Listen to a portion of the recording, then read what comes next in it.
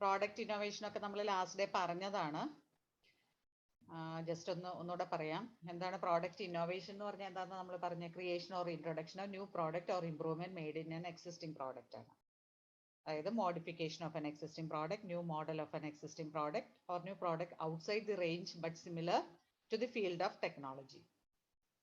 And totally new product in a new field of technology. അപ്പോൾ ഒന്നുകിൽ existing product modify ചെയ്തെടുക്കുന്നതാകാം, അല്ലെങ്കിൽ existing പ്രോഡക്റ്റിന്റെ തന്നെ ഒരു ന്യൂ മോഡൽ ആകാം. അപ്പൊ കാറൊക്കെ ആണെങ്കിൽ സ്വിഫ്റ്റ്, അതിപ്പോ എക്സിസ്റ്റിംഗ് മോഡലാണ്, അതിന്റെ തന്നെ ചിലപ്പോൾ അതിന്റെ ഷേപ്പും ഇതുമൊക്കെ മാറ്റി അതൊരു പുതിയ ഫോമിലൊക്കെ ഇറക്കാറുണ്ട്, എന്തെങ്കിലും ചെറിയ വ്യത്യാസങ്ങളൊക്കെ വരുത്തിയിട്ട്. ഇപ്പോൾ ഹോണ്ട സീരീസ് അതൊക്കെ ആണെങ്കിൽ പുതിയതാക്കും, വേർഷൻ പുതിയതാക്കും. അപ്പൊ ചില ഫോണൊക്കെ ആണെങ്കിലും അങ്ങനെ വരാറുണ്ടല്ലോ, കുറച്ച് ചേഞ്ചസ് ഒക്കെ വരുത്തിയിട്ട് പുതിയ മോഡൽ ഇറക്കും.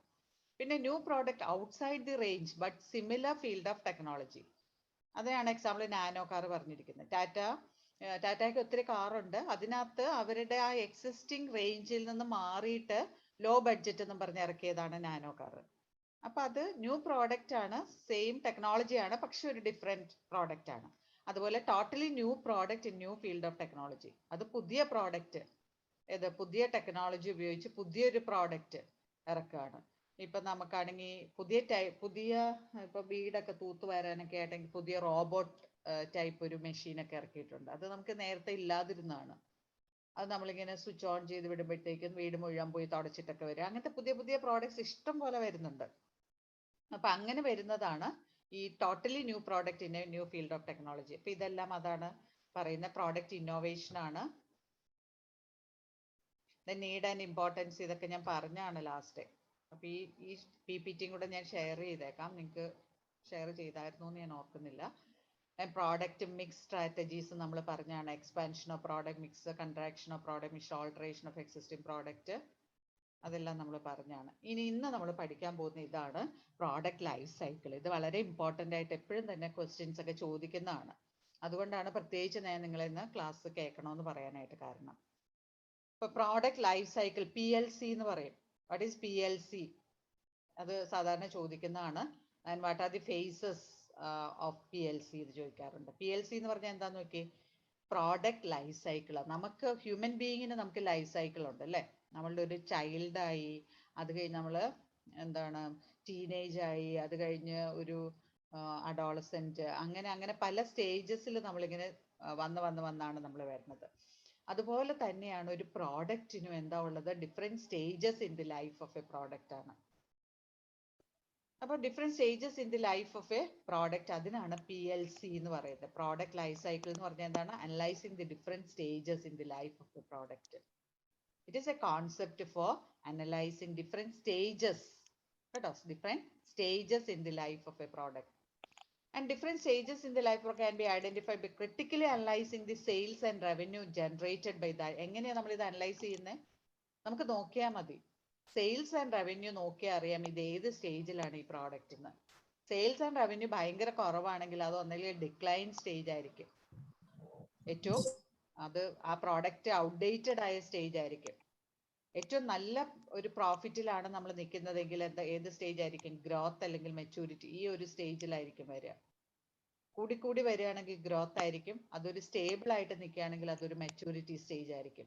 അപ്പൊ നമ്മുടെ സെയിൽസ് ആൻഡ് റവന്യൂ നോക്കിയിട്ടാണ് നമുക്ക് we can determine in which stage our product belongs.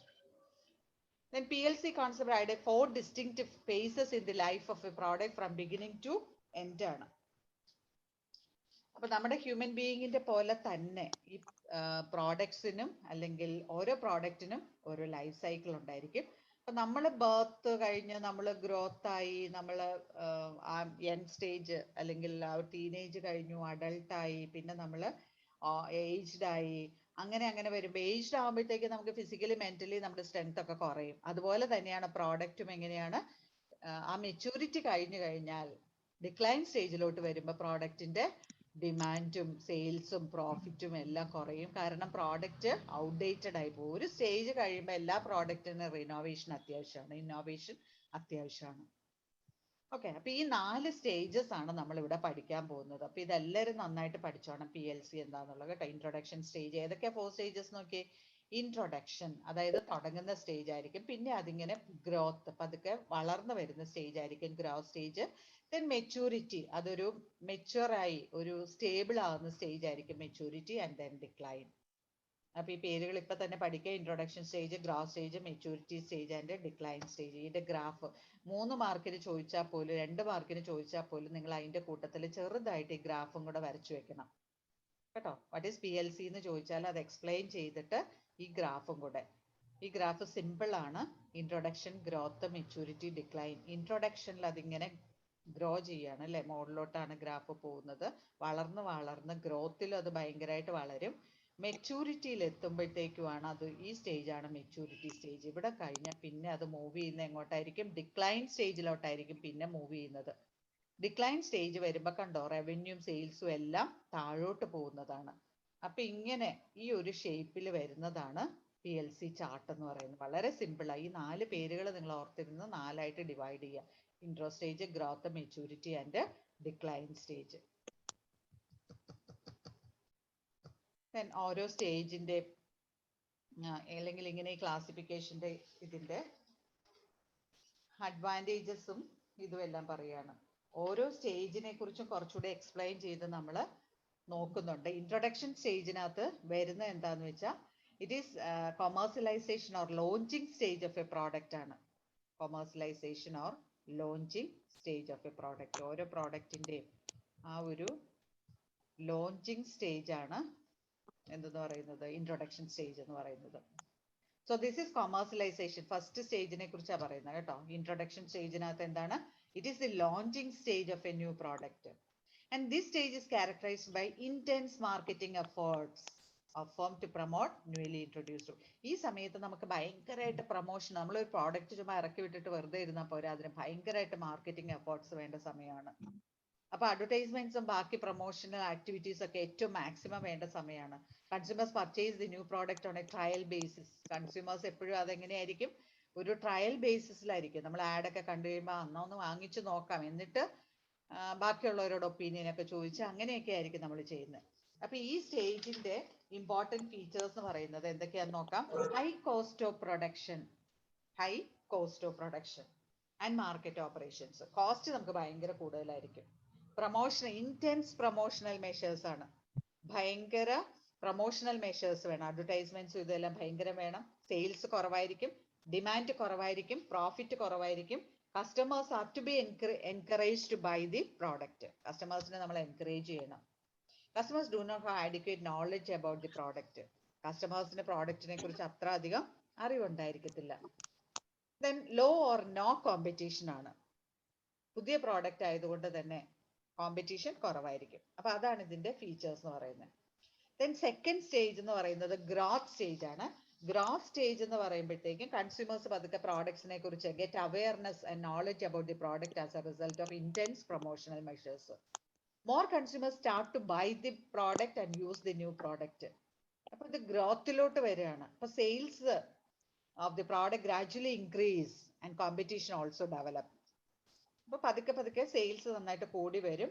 Then profit കൂടും. അപ്പൊ ഇതിന്റെ മെയിൻ ഫീച്ചേഴ്സ് എന്ന് പറയുന്നത് എന്തൊക്കെയാന്ന് നോക്കാം. റിഡക്ഷൻ ഇൻ കോസ്റ്റ് ആണ്.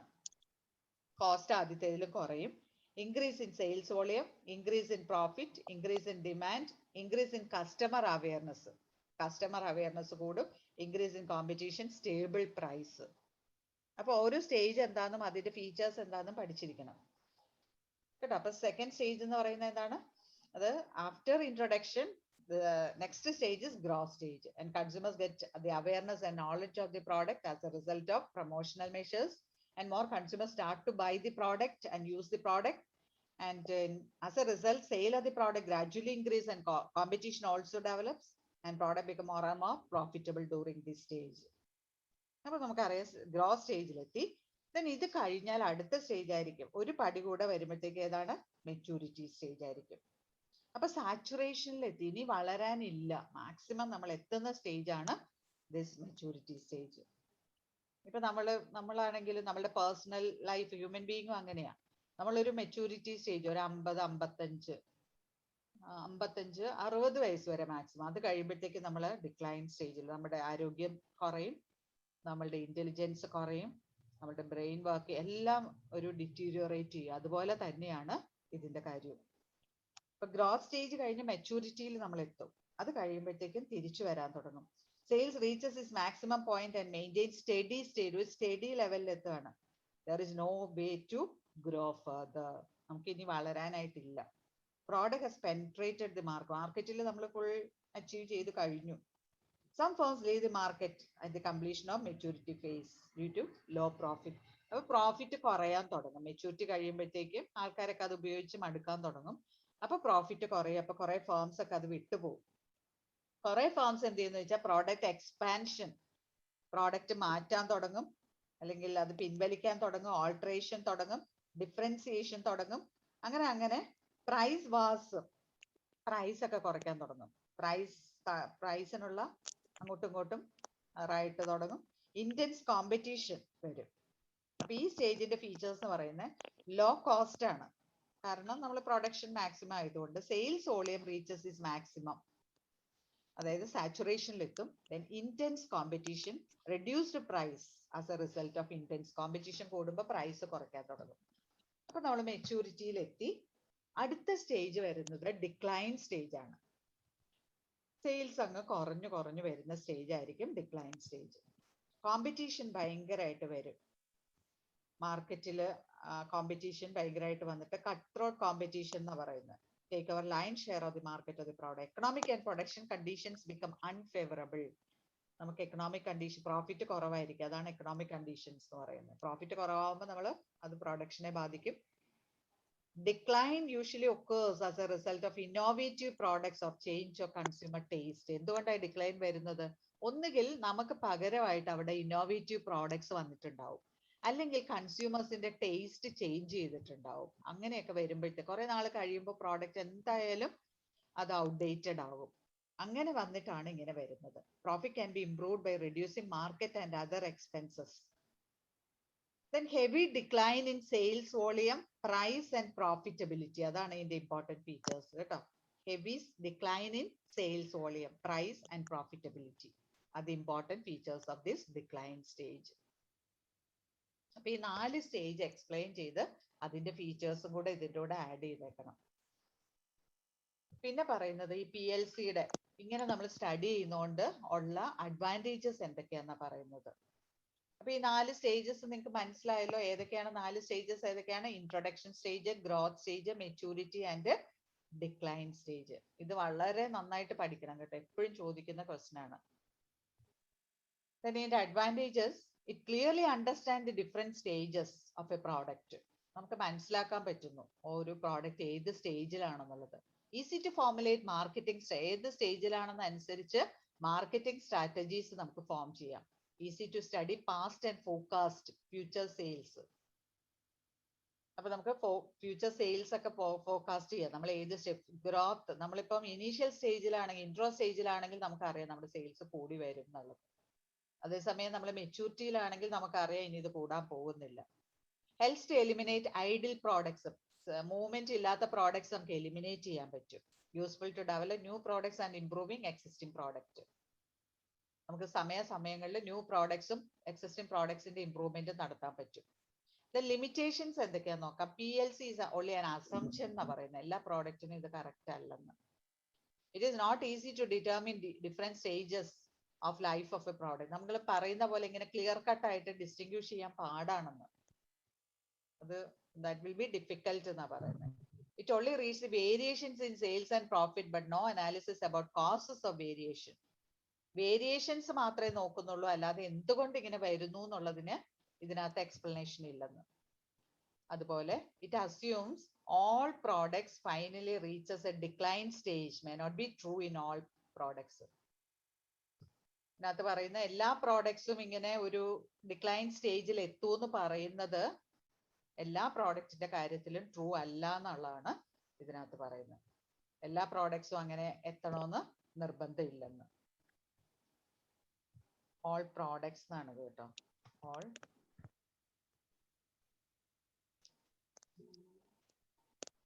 all products. It assumes all products finally reaches a decline stage may not be true. അത് true ആണെന്ന് നിർബന്ധമില്ല.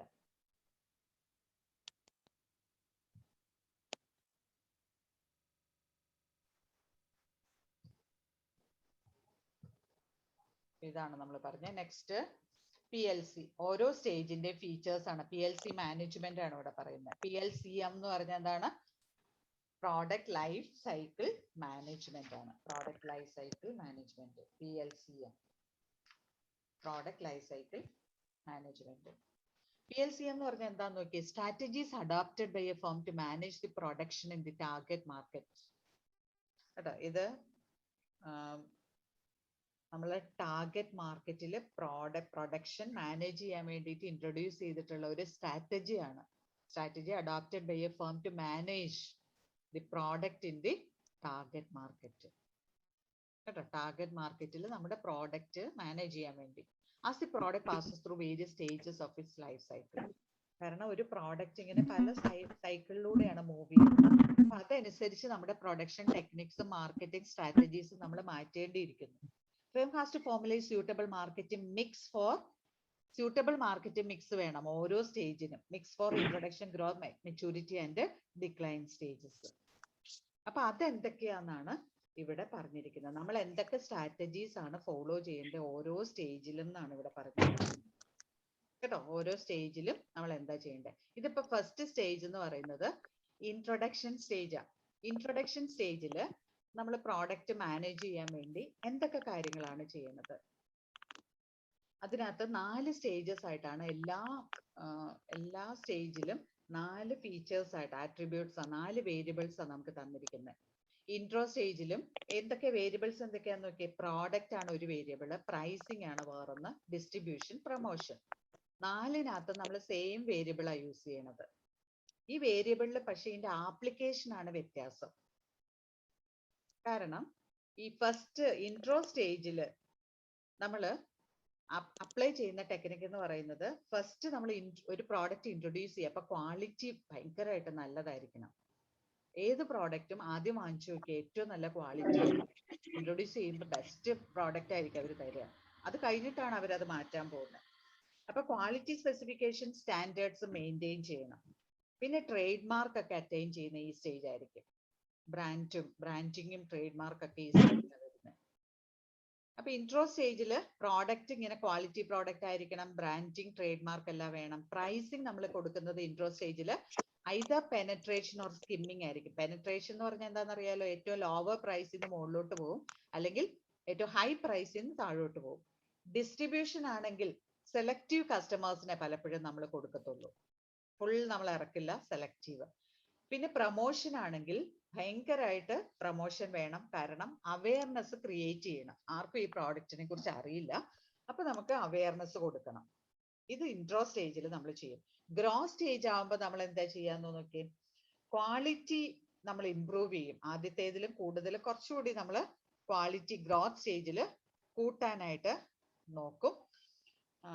എക്സ്ട്രാ ബെനിഫിറ്റ്സും സർവീസസും ആഡ് ചെയ്യും. ക്വാളിറ്റി കൂട്ടുന്നതിൽ കൂടുതൽ എന്താ ചെയ്യുന്നത്, എക്സ്ട്രാ ബെനിഫിറ്റ്സ് നമ്മൾ ആഡ് ചെയ്യാൻ നോക്കും. കാരണം നമ്മൾ കുറച്ചുകൂടി സ്റ്റേബിൾ ആയി, അപ്പൊ കുറച്ചുകൂടി ബെനിഫിറ്റ്സ് കൊടുക്കാൻ നോക്കും. പിന്നെ പ്രൈസ് ഈ പെനട്രേഷനും സ്കിമ്മിങ്ങും മാറ്റിയിട്ട് സ്റ്റേബിൾ പ്രൈസിലോട്ട് നമ്മൾ കൊണ്ടുവരും. അതുപോലെ ഡിസ്ട്രിബ്യൂഷൻ കുറച്ചുകൂടെ കൂട്ടും, എക്സ്പാൻഡ് നെറ്റ്വർക്ക്, ഡിസ്ട്രിബ്യൂഷൻ കൂട്ടും. പ്രൊമോഷൻ ഇപ്പോഴും ഉണ്ടായിരിക്കും, ഹെവി പ്രൊമോഷൻ ആണ് നമ്മൾ കൊടുക്കുന്നത്. മെച്യൂരിറ്റി സ്റ്റേജ് എത്തുമ്പോൾ പറയുന്നത് പ്രോഡക്റ്റ് പതുക്കെ എക്സ്പാൻഡ് ചെയ്യാൻ തുടങ്ങും, പ്രോഡക്റ്റിന് കുറച്ച് വ്യത്യാസങ്ങൾ വരുത്താൻ തുടങ്ങും, പ്രൈസ് നമ്മൾ കുറയ്ക്കും. കാരണം നമ്മൾ ഡിക്ലൈനിലോട്ട് പോവാൻ തുടങ്ങുവാണ്, അതുകൊണ്ട് പ്രൈസ് കുറയ്ക്കും. മാസ് ഡിസ്ട്രിബ്യൂഷനാണ്, ഭയങ്കരമായിട്ട് നെറ്റ്വർക്ക് കൂട്ടും. പിന്നെ പ്രൊമോഷനകത്ത് നമ്മൾ കൊടുക്കുന്നത് പ്രോഡക്റ്റ് ഡിഫറൻസിയേഷനാണ്, പ്രോഡക്റ്റിന് വേറെ എന്തെങ്കിലും ഫീച്ചേഴ്സ് ഒക്കെ ആഡ് ചെയ്ത് അതാണ് നമ്മൾ പ്രൊമോട്ട് ചെയ്യുന്നത്. കാരണം മറ്റതെല്ലാം നമ്മൾ ചെയ്ത് കഴിഞ്ഞു.